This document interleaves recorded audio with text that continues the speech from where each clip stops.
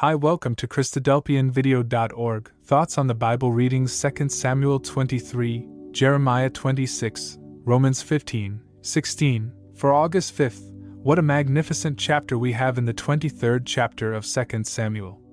It records the final words of David in thanksgiving and acknowledgement of the blessings of Yahweh. In verse 2 we are told that he was raised on high, indeed so, from shepherd boy to king, from a frail and failing individual to the recipient of great and precious promises, and one who was to be the forebear of Messiah, whom he portrayed in type when he sat in the presence of the Almighty. 2 Samuel 7.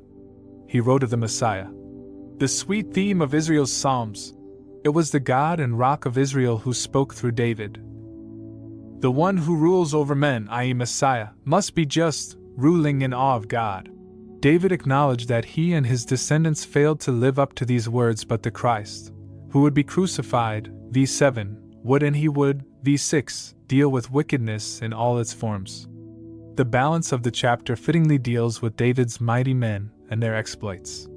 David as mighty warrior king the Gibbor, Isaiah 9 verses 6 to 7, who would vanquish sin and death, see Isaiah 9 verses 6 to 7. He and his saints make war in righteousness against the enemies of their Almighty Father, Revelation 19 verses 11-16. In Jeremiah 26 we are told of the death threats made against Jeremiah and his deliverance from those who sought his life.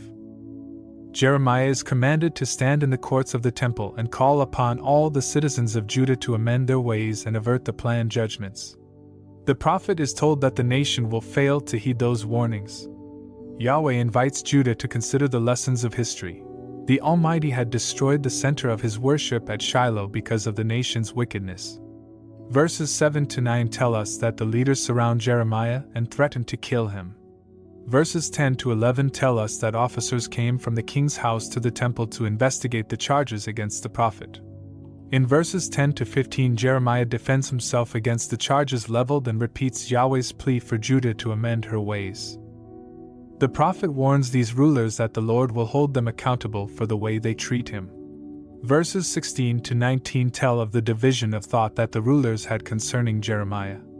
The reasonable rulers considered Micah's influence on King Hezekiah, spoken of in Micah 3 verses 9-12, to eagerly pursue mighty reforms in order to save Jerusalem from its eventual doom in AD 135 when the Roman Emperor Hadrian commanded the plowing Jerusalem's fields and sowing them with salt. Verses 20 to 22 speak of the king and his warriors' intent to put the prophet to death. However, Uriah the priest protected the prophet. The king hunted down Uriah, capturing the priest in Egypt and slaying him. The chapter concludes with Jeremiah's hopes, contains the hopes and the pleas he made to the vacillating monarch. Zedekiah. The prophet had sought to persuade the king and his officials to ceasing to be recalcitrant rulers. Had Jeremiah achieved that, he may have been able to avert a similar destruction to that had been brought upon Shiloh, where once the Almighty's name dwelt and for a time had been reverenced. The chapter concludes with Shaphan the scribe's protection of Jeremiah from the people who wanted him dead. In Romans 15 verses 4 to 6 we are told the purpose of the scriptures: whatever has been written has been recorded for us to learn endurance and comfort. Particularly note that we are told that it was firstly recorded for the purpose of the Christ.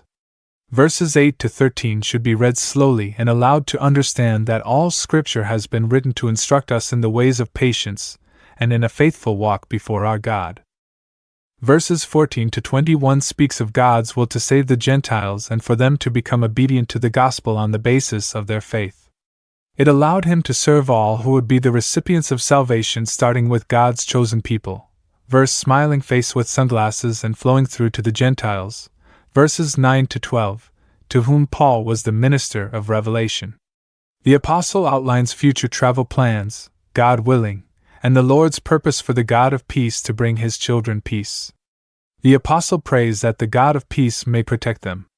Chapter 16 verses 1 to 16 contains a list of faithful saints and fellow helpers in the furtherance of the gospel. How important it is to do whatever we can in advancing God's saving message to a perishing world. How great is our frequent need of friends to stand by us and encourage us to patiently continue in well-doing. The letter concludes with a promise from the Almighty to crush the perpetual persecutors of the saints, Rome the great Satan, in verse 20. The purpose of the letter concludes in a wonderful prayer of praise whereby God is extolled, and the intent of the letter and Paul's great commission to preach among the Gentiles the justification by faith that all may become obedient to the gospel of God. More here. https://christadelphianvideo.org/christadelphian-daily-readings